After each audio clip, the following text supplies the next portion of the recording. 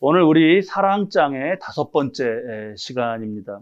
우리 이제 5번째가 됐으니까 이 즈음에 한번 앞에 네 덕목을 이제 외우고 매듭을 짓고 그렇게 가겠습니다.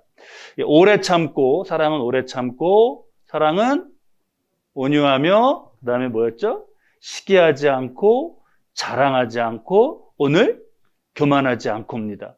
그러면 요거 앞자만 다 따면 어떻게 되냐 하면 온, 시, 자, 교예요.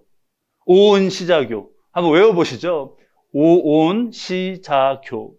탁구 말씀드렸죠. 탁구. 한 구 칠 때마다 몸에 힘 빼고, 이걸 라켓 들고 외우는 거예요. 몸에 힘 빼고, 공을 끝까지 보고, 다리가 따라가고, 자세는 낮추고, 계속 그렇게 하는 겁니다. 안 그러면 절대 실력이 늘지 않습니다. 절대. 그 상대 서브를 기다리는 짧은 시간에 그거 외우는 거예요. 그렇게 떠올리는 거예요. 공 주스러 갔다 오는 시간에 다시 그걸 이렇게 되뇌이는 겁니다. 자, 우리가 그 한국 교회를 생각할 때 그렇지 않습니까? 이게 굉장히 본질적인 차원의 문제인데요. 우리가 이 사랑을요, 예수를 믿으면 그냥 저절로 되는 걸로 그렇게 생각하지 않았나? 그 지점을 돌아보게 됩니다.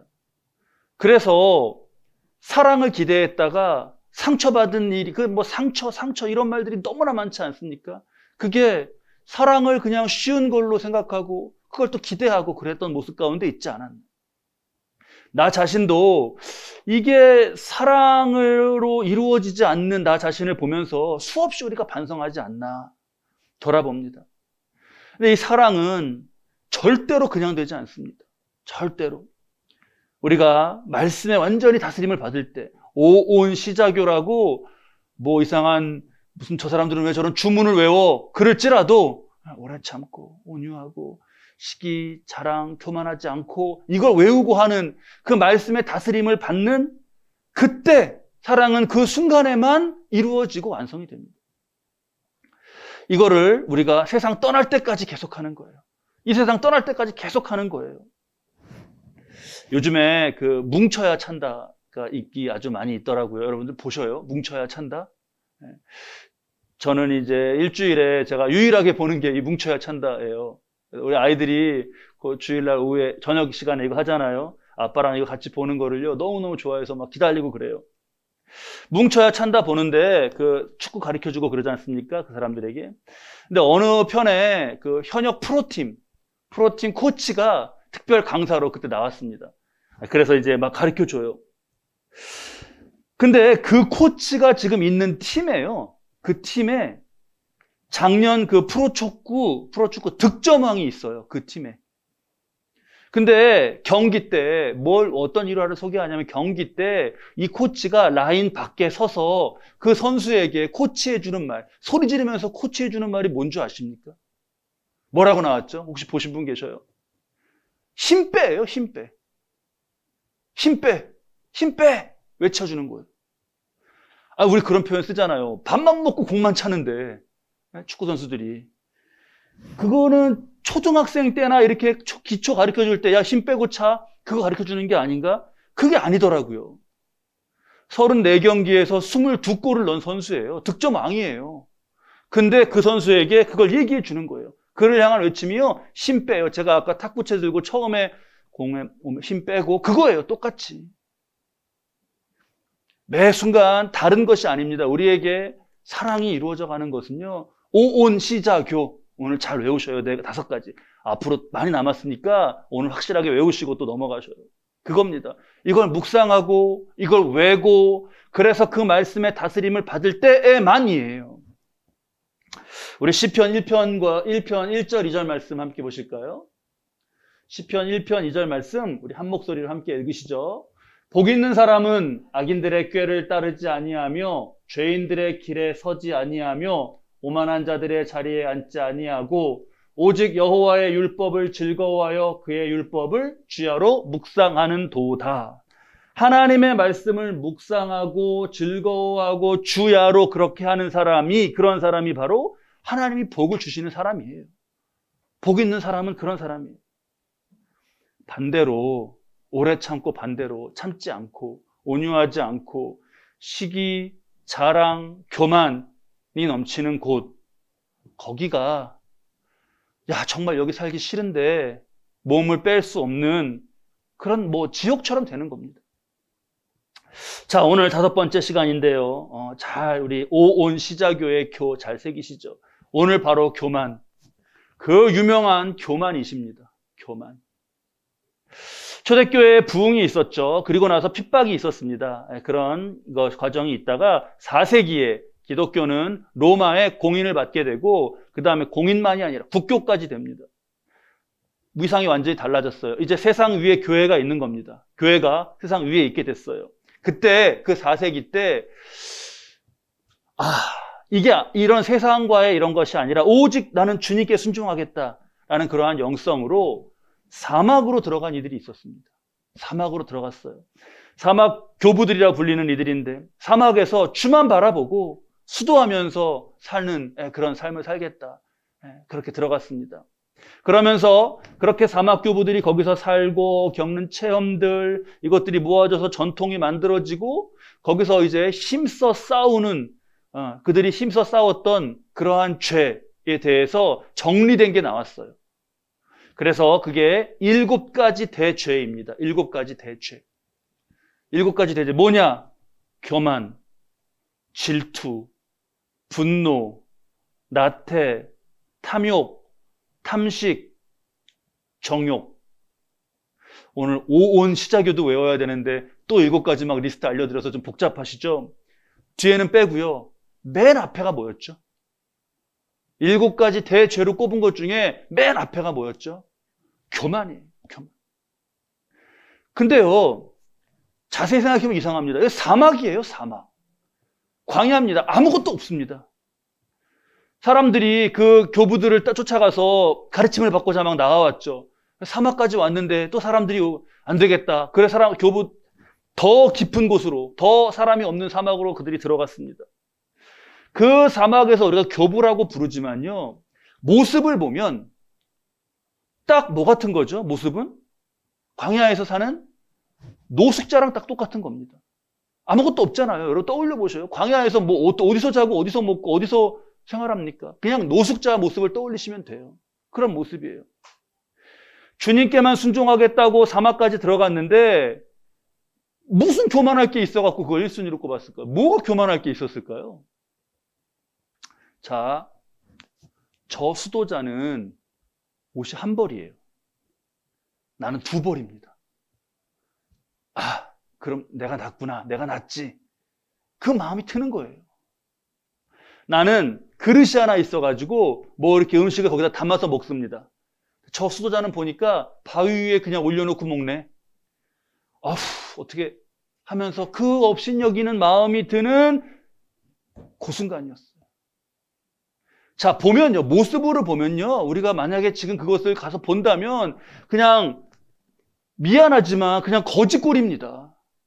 근데 그 안에서도, 그 사이에서도 비교하고 우쭐하고 업신여기고 교만해진 거예요. 이게 인간입니다. 이게 인간이에요. 사막 교부들은 거기서 그걸 떠나지 않고 교만과 싸우고 욕심과 싸우면서 성화되어 갔어요.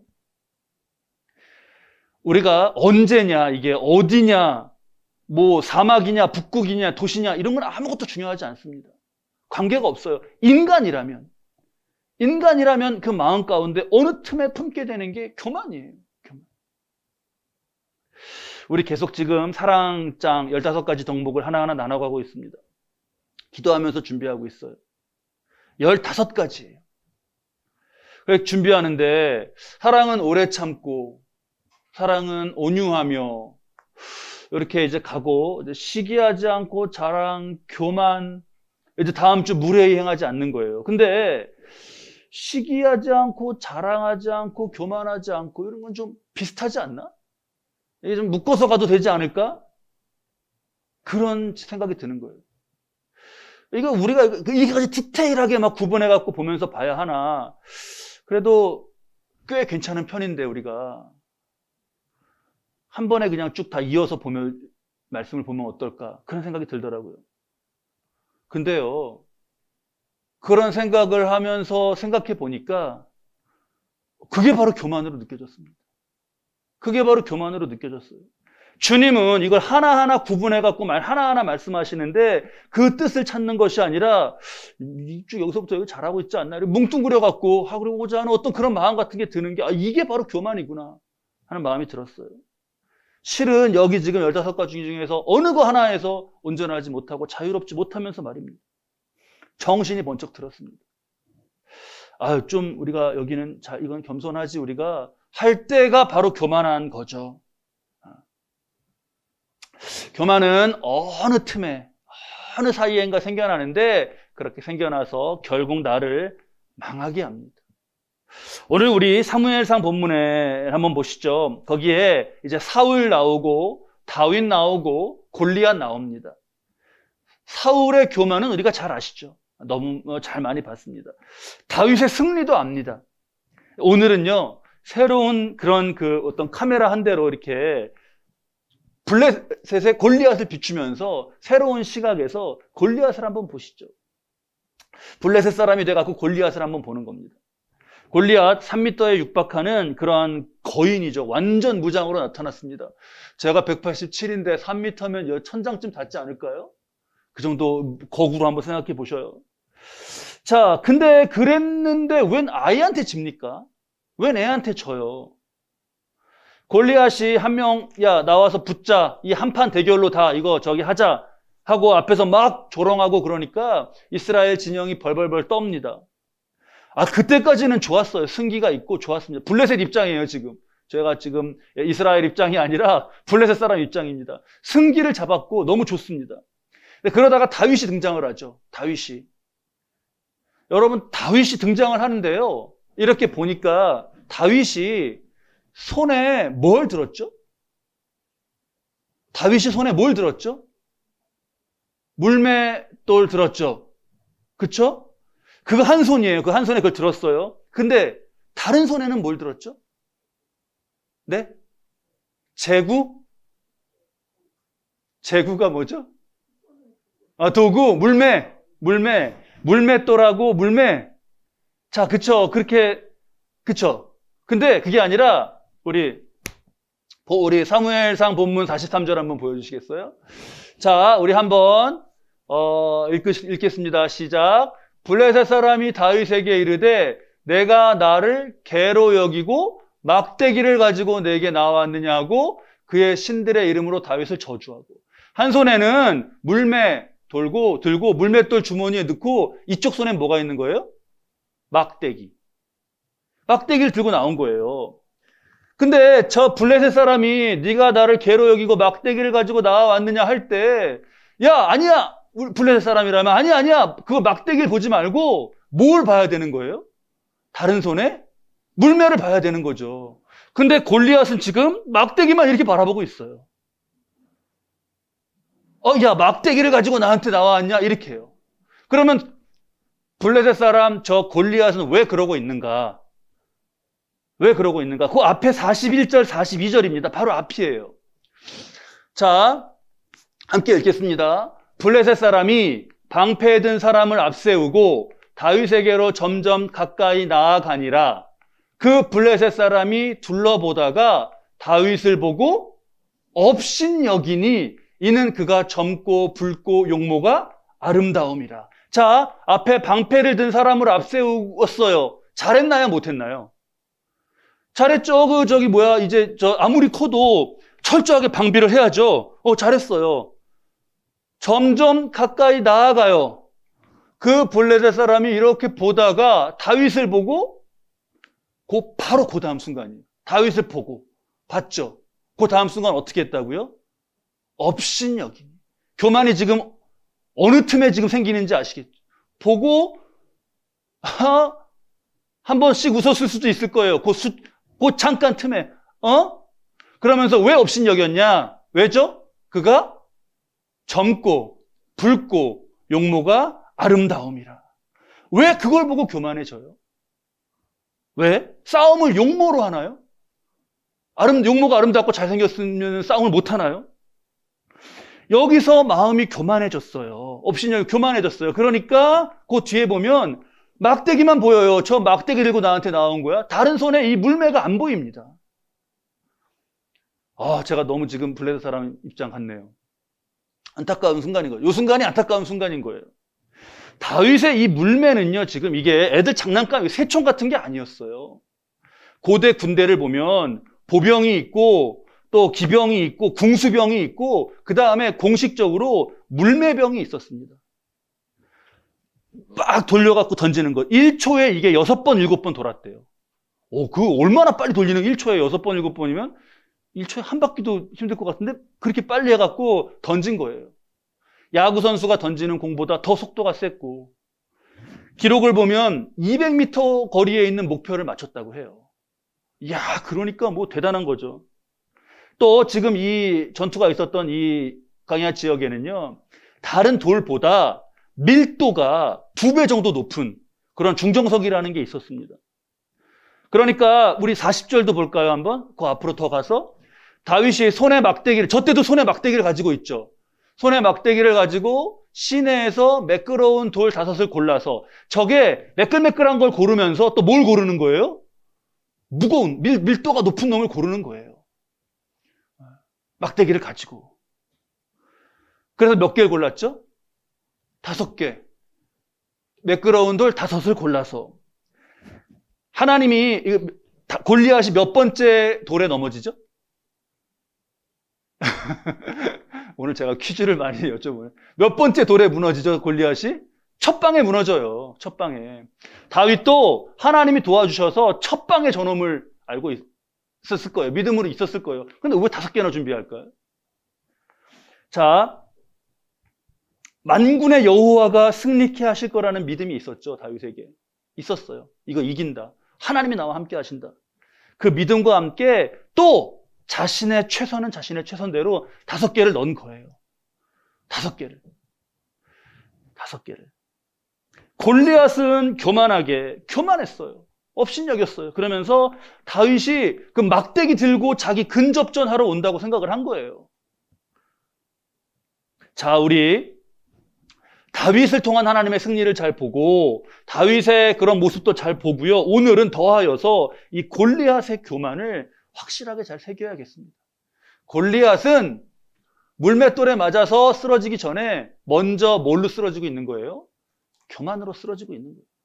우리 좀 더 깊이 있게 보시죠. 교만에 해당하는 히브리어가 가바흐라는 말이에요. 가바흐라는 말입니다. 그냥 높이다, 높은 데 있다라는 의미예요. 이 가바흐라고 하는 높이다, 높은 데 있다라고 하는 이 단어가 쓰인 중요한 3곳이 있습니다. 첫 번째, 이게 어디 등장하냐면 바벨탑 사건에 등장해요. 두 번째, 느부갓네살 왕이 하늘까지 닿는 우주적인 무슨 나무 그 꿈꾼 거, 그 꿈속에 등장합니다, 이 말이. 세 번째, 천사가 뭇 별들 그 위로 내 자리를 높이리라 하고 높인 새벽별 비유, 거기에 이 가바흐가 등장해요. 이게 지금 가바흐 높이다가 등장하는 공통되는 대표적인 사건 3가지입니다. 자, 여기에 이 사건들에는 가바흐가 공통적으로 등장한다라는 것 말고도 한 가지 또 중요한 공통점이 있습니다. 그건 뭐죠? 그건 바로 그렇게 교만으로 높인 것은 결국 무너지는 것으로 끝났다는 거예요. 무너지는 것으로. 바벨탑, 느부갓네살 왕, 뭇별까지 올렸던 천사가 다 무너진 것으로 끝났습니다. 성경은 무엇을 가리키는 것이냐? 교만이 낀 성공이라는 건, 교만으로 올려지는 업적이라는 거는 진행되면 될수록 더 위험하고 더 심각해진다라는 거를 깨우치시는 거예요. 왜냐? 그럼 무너지고 추락할 곳으로 계속 올라가고 있는 거니까. 높이 올라갈수록 더 심하게 무너지고 파괴되지 않겠습니까? 여기 3번째 천사를 우리 한번 보시죠, 여러분. 사탄을 원래 이게 본래 악한 존재로 생각하는 분들이 많으신데요. 아니에요. 사탄은 천사입니다. 천사였어요. 정확히 말하면 천사였어요. 우리 이사야서 14장 12, 13절인데요. 함께 읽으시죠. 너 아침의 아들 계명성이여 어찌 그리 하늘에서 떨어졌으며 너 열국을 엎은 자여 어찌 그리 땅에 찍혔는고 내가 내 마음에 이르기를 내가 하늘에 올라 하나님의 뭇별 위에 내 자리를 높이리라. 내가 북극 지폐의 산 위에 앉으리라. 이게 사탄이 천사 타락하는 그 장면에 대한 그 설명이에요. 사탄은 천사가 갑자기 외적 모습이 막 바뀌고 그러면서 변신한 게 아닙니다. 안에서 지금 그 노필이라 나오죠. 가바흐. 여기서 교만해지면서 자랐어요. 이걸 말씀의 검으로 사랑은 교만하지 아니하며라고 하는 말씀의 검으로 자르지 않아서 결국 악한 영이 된 것입니다. 만약에요, 우리가 천사와 사탄을 현실로 본다면 어느 게 천사고 어느 게 사탄인지 구분할 수 있을까요? 구분할 수 있을까요? 우리가 구분할 수 있을 거라고 생각이 들어요. 왜냐하면 그림 같은 걸 보면 나오잖아요. 천사는 뭘로 나와요, 주로? 애기, 하얗게 애기, 날개 그려져 있고 빛으로 이렇게 천사 나오죠. 사탄은요, 시커멓게 일단 뿔을 그려야 되고 그 꼬리가 이렇게 꼬리 끝에 이렇게 세모난 게 이렇게 달려 있고 이런 식으로 그리지 않습니까? 근데요, 그건 그림이고 실제로는 구분하지 못할 거예요. 우리 고린도후서 11장 13절 말씀인데요. 그런 사람들은 거짓 사도요 속이는 일꾼이니 자기를 그리스도의 사도로 가장하는 자들이니라. 이것은 이상한 일이 아니니라. 사탄도 자기를 광명의 천사로 가장하나니. 우리 그 뒤에 말씀을 제가 못 보냈나 보네요. 사탄도 자기를 광명의 천사로 가장하나니. 우리 눈에 그러니까 어떻게 보일까요? 천사로 보이죠. 천사로 가장을 했으니까. 제가 초등학생 때, 조심하라 그러잖아요. 누가 과자 사준다 그런다 그러면 따라가지 말라고 유괴 당하니까 조심하라 그러잖아요. 그 배우잖아요.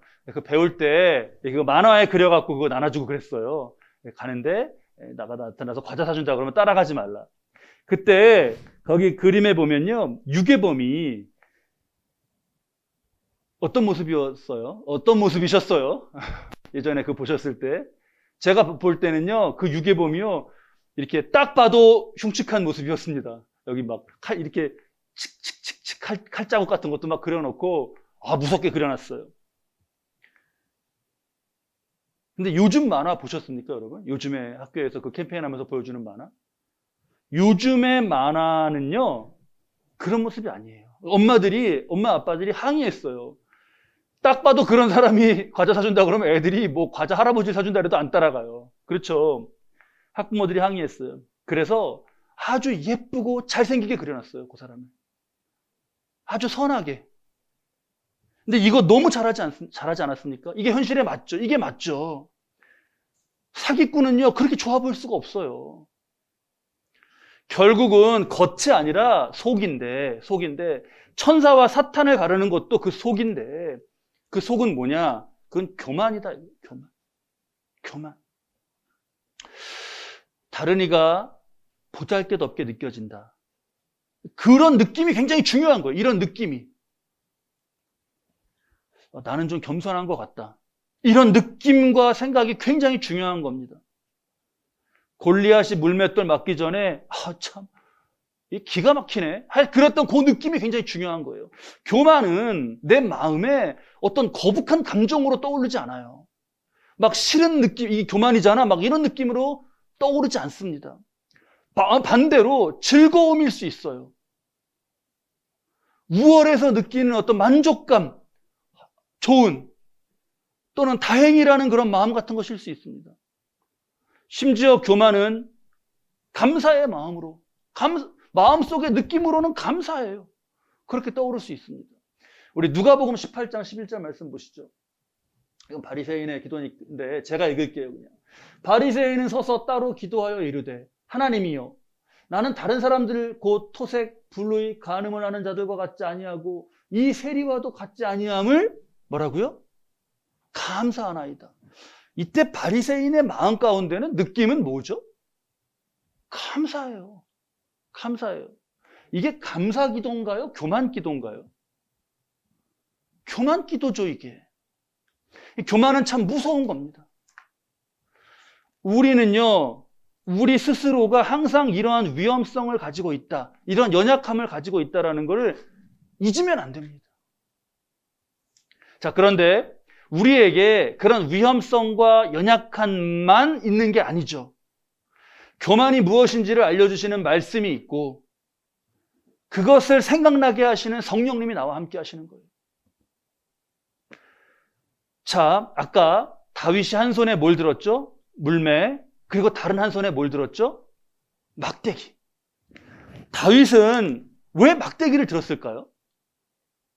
막대기는 뭐죠, 거기서? 골리앗이 그거를 보고 교만해지지 않았습니까? 그러면 골리앗 방심하게 하려고 막대기를 들었나? 그렇게 생각도 들기도 하는데 그건 확인할 길이 없습니다. 다윗 자신은 지금 뭘 가지고 싸울 계획이죠? 물매. 물매와 물맷돌로 싸울 거예요. 그러면 이쪽 손에 막대기를 잡으면 거추장스럽습니다. 그렇죠? 아까 우리 권사님 말씀처럼 물매와 물맷돌을 잡아야 이게 유리해요. 빨리 이렇게 하잖아요. 이쪽 손에 막대기를 잡고 있단 말이에요. 아까 돌을 고르러 갈 때도 한 손에는 막대기를 쥐고 있었어요. 아니 그렇잖아요. 뭐 이걸 쥐고 있으면은 이게 우리 핸드폰 손에 쥐고 있으면은 이게 안 돼갖고 놓고선 이렇게 뭘 하잖아요. 왜 다윗은 막대기를 쥐고 있는 거죠? 이 막대기는 특별한 게 아니었고요. 다윗이 늘 양을 칠 때 그냥 들고 있었던 거예요. 근데 양을 칠 때 맹수의 위협으로부터 하나님께서 지켜주시고 이 그 광야에서 그 사막에서 이 양떼를 먹이면서 살게 하신 하나님, 그 하나님이 함께 하시는 것, 그것을 뜻하는 막대기예요. 이건 다윗에게 믿음이라고 할 수 있겠습니다. 이 막대기는 믿음이에요. 그 하나님께서 맹수의 위협에서부터도 건져주신 하나님께서 이 골리앗과의 싸움에서 나를 승리케 하실 것이다 라고 하는 믿음, 그게 지금 믿음이 모습이 막대기로 있는 거예요. 붙잡고 있는 거예요. 다른 것 의지하지 않고 나 하나님을 의지한다. 그러며 다른 손으로 물매를 잡고 물맷돌을 돌렸죠. 이 물맷돌은 많은 걸로 생각할 수 있습니다. 뭐 비전, 어떤 뭐 실력, 나의 어떤 거, 물맷돌 여러 가지로 생각할 수 있어요. 근데 오늘은 마침 물맷돌도 5이고 우리가 외운 것도 5, 오래 참고 온유하고 시기, 자랑, 교만, 이게 5이니까 오늘은 이 물맷돌에다가 사랑에 대한 말씀을 적용해서 외우자고요. 하나님은 지금 우리 삶에서 사랑을 이뤄가셔요. 하나님은 그렇게 일하고 계세요. 십자가에 달려서 돌아가심으로 우리를 구원하시는 것까지만, 사랑은 거기까지만이 아니고요. 지금도 우리 안에서 사랑이 풍성하도록 하나님이 역사하셔요. 그걸 방해하는 것을 향해서 우리가 물맷돌을 준비하는 거죠. 그 말씀. 아까 골리앗이 교만 때문에 졌죠. 혹시 내 안에, 비유적으로 내 안에 골리앗이 슬금슬금 일어나고 있지 않은가? 그걸 보는 거예요. 우리 고린도전서 9장 27절 말씀입니다. 이 말씀을 우리 함께 읽으시죠. 내가 내 몸을 쳐 복종하게 함은 내가 남에게 전파한 후에 자신이 도리어 버림을 당할까 두려워함이로다. 새벽 예배 때 우리 은혜를 나눈 말씀인데요. 내가 내 몸을 쳤다고 하는 게 저기 어디를 치는 거라고요? 우리 예배 때 잘 들으셨어요? 어떠셨어요? 몸을 친다는 게 어디를 친다는 거라고요? 휘포오피아죠. 휘포 아래, 옵틱, 이게 눈이잖아요. 어디를 치는 거예요? 눈 아래, 여기 팍 치는 거예요. 당시 권투 경기에서 상대를 제압하기 위해서 얼굴을 쳤던 것, 그 모습을 들어서 바울은 말하고 있는 거예요. 내가 나를 친다. 어디를? 여기를 콱 치는 거예요. 내가 정신 차리게. 특히 오늘 말씀 가운데 교만하지 않게. 그렇게 해서 쳐서 아픈 게 추락해서 영혼과 삶이 다 파멸하는 것보다 훨씬 낫습니다. 주사 따끔하게 한번 맞는 게 그것 때문에 병 많이 걸리는 것보다 훨씬 낫잖아요. 내가 교만을 죽이지 않으면 교만이 나를 죽여요. 내 안에 교만이 일어나려고 할 때 그게 골리앗입니다. 내가 골리앗을 죽이지 않으면 골리앗은 나를 죽일 거예요. 골리앗은 다가오고 있어요. 교만이 없는 곳에서 사랑이 이루어지죠. 오래 참고 온유하고 시기, 자랑, 교만이 없는 곳에서 사랑이 이루어집니다. 사랑이 있는 곳이 천국이에요. 사막이어도 사랑이 있으면 거기서 하나님의 나라와 의와 평강과 희락, 기쁨이 이루어집니다. 궁궐이어도 사랑이 없으면 그 피말리는 지옥 아닙니까? 궁궐에서 사랑이 없고 암투와 피말리는 지옥 아니에요? 저도 지난 세월 가운데 그런 곳에 처해지는 경험을 했습니다. 그런 환경에 있어 봤어요. 숨이 안 쉬어져요. 죽을 것 같아요. 여러분, 우리 지금 현대인들이 왜 몸에 병이 그렇게 많이 들죠? 잘 못 먹어서 그런가요? 영양이 부족해서 그런가요? 물론 그런 경우도 있습니다. 그런 경우도 있어요. 그런데 더 많은 경우에요. 사랑이 없어서 그래요. 독일의 지성이고 세계 최고의 뇌과학자로 꼽히는 게랄트 휘터라는 사람이 있습니다. 그가 쓴 책 제목이에요. 사랑하지 않으면 아프다. 부제가 뭐냐 하면 뇌가 사랑 없는 행위를 인식할 때 우리에게 생기는 일들이에요. 무슨 일이 생길까요? 뇌가 사랑 없는 행위를 인식할 때 우리에게 생기는 일들, 무슨 일이 생길까요? 자가 치유 과정이 억제되고 파괴되는 거예요. 자가 치유 과정이 억제되고 파괴되는 거예요. 여기에 책에 조금 복잡한 뇌 작용과 신체 작용의 설명이 쭉 지나고 나서 결론적으로 쉽게 말하면 뭐냐 하면 쉽게 병드는 겁니다. 뇌가 사랑 없는 행위를 인식할 때 우리에게 생기는 일은요, 쉽게 병이 드는 거예요. 의학이 최고로 발전한 현대인데요. 사람들은 더 많은, 그리고 더 구체적인, 더 심각한 몸과 마음의 고통을 호소해요. 스트레스로 인한 것들, 불안, 공황, 각종 무슨 증후군, 이름도 이전에 들어보지 못했던 많은 것들을 우리가 겪습니다. 왜요? 그런 게 의학이 더 덜 발달해서 아직 CT 촬영, MRI 이런 게 더 정교한 기계가 안 나와서 그런 면도 있겠죠. 근데 그거는 진단이지 발병하는 차원을 만지는 건 아니지 않습니까? 책 제목 그대로예요. 사랑하지 않으면 아프다. 주님이 그렇게 사랑을 말씀하신 이유를요, 이 뇌과학자가 하는 책과 함께 이렇게 연결해서 묵상해 보는 가운데 아주 그냥 다시 새기게 됩니다. 우리 한마디로 그러니까 쉽게 말하면 건강하게 사시죠. 오온시자교, 이걸 왜 외워야 될까? 이렇게 외우고 주의 말씀을 주야로 묵상하는 가운데 우리는 그래서 결국 몸과 혼과 영이 건강하게 살 수 있는 거예요. 교회가 건강하게, 가정이 건강하게, 일터와 모든 관계와 공동체가 건강하게 되는 거예요. 그거 복 있는 사람 아닙니까, 그게? 우리가 사랑을 완전하게 완성하기는 힘들겠죠. 하지만 시도할 수 있습니다.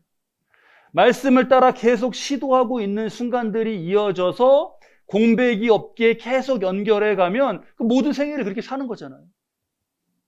자, 오늘 우리 주님은 우리에게 사랑은 교만하지 않는다 라는 말씀으로 우리를 분명히 복 있는 사람으로 인도하고 계세요. 그 인도하심을 따라서 저와 여러분이 바로 복 있는 사람으로 살아가실 수 있기를 주님의 이름으로 축원합니다.